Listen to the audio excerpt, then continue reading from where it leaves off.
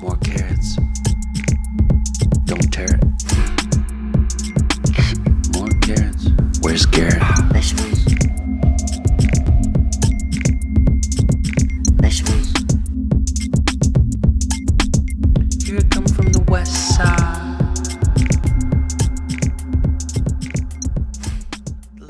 Buenos días. Bueno, quiero arrancar primero dándole la bienvenida a este nuevo ciclo lectivo 2021. Tampoco me quiero olvidar que un día como hoy, un 5 de abril, se conmemora dos fechas importantes. Un 5 de abril de 1942, por ejemplo, se crea el Colegio de Abogados, una institución que tiene mucha relevancia y mucha importancia en la sociedad como Córdoba. Y en 1995 se creaba la ley o se promulgaba la ley que daba inicio o daba comienzo a la Universidad de Villa María, con su primeras carreras arrancando, algo más que importante. Bueno, darles la bienvenida nuevamente.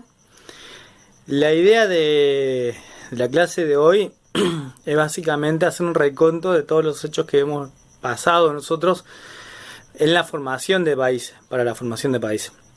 En primer lugar, entender que este periodo de formación de país no es algo que fue creado de un día al otro, sino que hay una guerra de sucesión muy larga, que eso nosotros lo vamos a ver este año y lo vamos a analizar, que es consecuencia de los hechos de la Revolución de Mayo, básicamente, y esa Revolución de Mayo es consecuencia de los hechos pasados en Europa, más que nada la intromisión de Napoleón en España. Tengamos en cuenta que ese hecho en España va a ser sumamente importante porque los ingleses dejan periódicos de un año anterior, 1809, dejan con noticias viejas en el puerto de Montevideo, donde se corrió la voz de que las jurisdicciones, es decir, los cabildos, que los cabildos no eran nada más y nada menos que a lo que hoy nosotros tenemos entendido como que si fuera un municipio, un lugar donde los cabildantes podían ejercer la voz del gobierno local. Ese cabildo toma mucha importancia porque en Europa cada ciudad va a tener un cabildo y cada cabildo va a gobernar en nombre de Fernando VII, a quienes también le juraron lealtad, obviamente en España. Desconocían a el hermano de Napoleón, denominado Pepe Botella, quien quedó como regente, rey regente de toda España. Es una historia que seguramente ustedes ya la vieron el año pasado porque está dentro de la currícula del año pasado y bueno, y nosotros tenemos que continuar de eso. El 25 de mayo en realidad va a ser una semana de mayo donde va a haber el intento de hacer una asamblea básicamente de cabildantes, donde la mayoría es española, la cual se rechaza, hay toda una sección muy radicalista que se identificaba con los morenistas dentro de esa asamblea, los cuales ellos perseguían la idea de que el rey debería dejar de existir, digamos, como gobernador de las tierras. Tengamos en cuenta que para la legislación europea América no era de España como gobierno en sí, como estado en sí, sino que era propiedad del rey. Entonces, algo muy complicado para la época.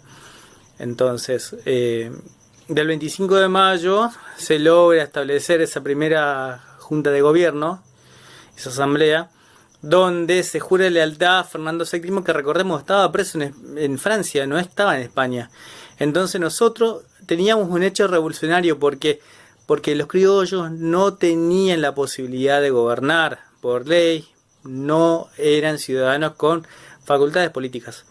Eran abogados, eran contadores, eran periodistas, eran profesionales, pero no tenían ese poder de poder ejercer el derecho de gobierno, de participar de la cosa pública del gobierno. Entonces, esa instancia de que se les prohibía la posibilidad de gobernar va a ser lo que va a ser los revolucionarios, va a ser lo distinto, y que el gobierno local administraba los recursos del Estado para el Estado, no es que juntaba el dinero y se lo mandaba a España. Si bien era comparado a lo que era la metrópolis, la recaudación de Buenos Aires, era paupérrima, era muy baja, era muy escasa.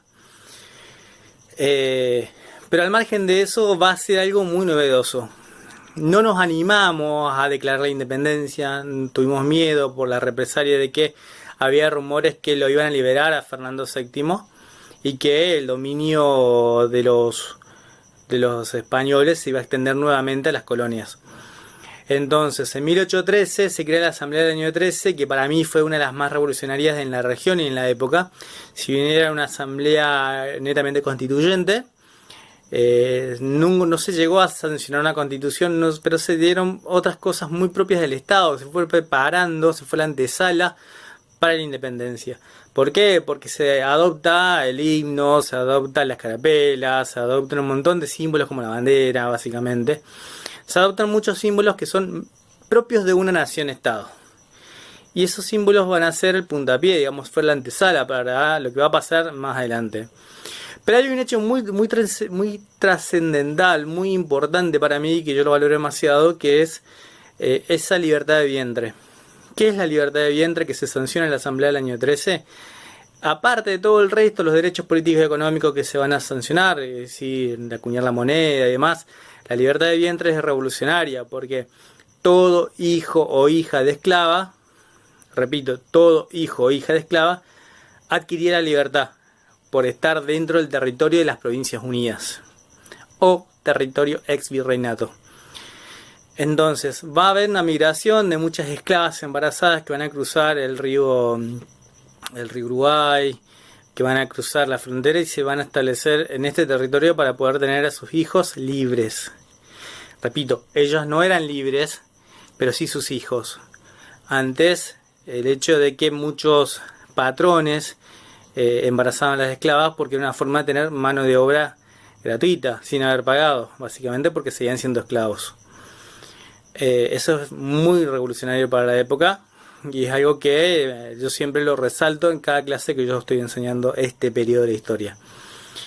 También tengamos en cuenta que recién en 1816 recién vamos a declarar la independencia, un 9 de julio. Muchas veces y es preocupante que los alumnos me dicen, profe, ¿de qué es feriado el 25 de mayo? O confunden que el 25 de mayo era el Día de la Libertad, por ejemplo.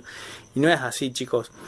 Nosotros declaramos la independencia el 9 de julio de 1816, 6 años después de la Revolución de Mayo.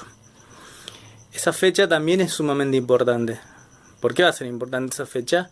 Y va a ser importante porque va a generar, en cierto sentido, un cambio, un antes y un después, porque empezamos a pensar y reconocernos que somos independientes.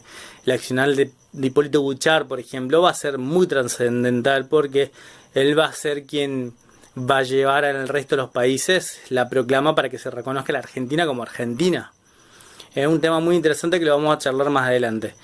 La figura de Hipólito Buchar, si bien ustedes ya lo tendrán que haber visto, porque nosotros arrancamos más adelante, es un tema muy interesante para verlo, que Argentina tuvo colonia por 6 días, y no es tema menor ese, chicos. Googleenlo.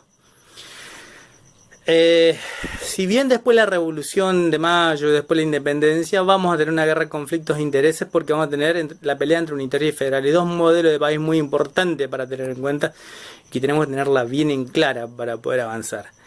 El primer caso es el hecho de que los federales, básicamente los federales, querían un país independiente en algunos aspectos, porque si bien reconocían la importancia de un poder central, también querían que cada provincia pueda elegir a sus autoridades, por ejemplo, y administrar sus propios recursos. Los unitarios querían que todo se dependa de Buenos Aires, que todo se centralice, inclusive las autoridades que las designan Buenos Aires.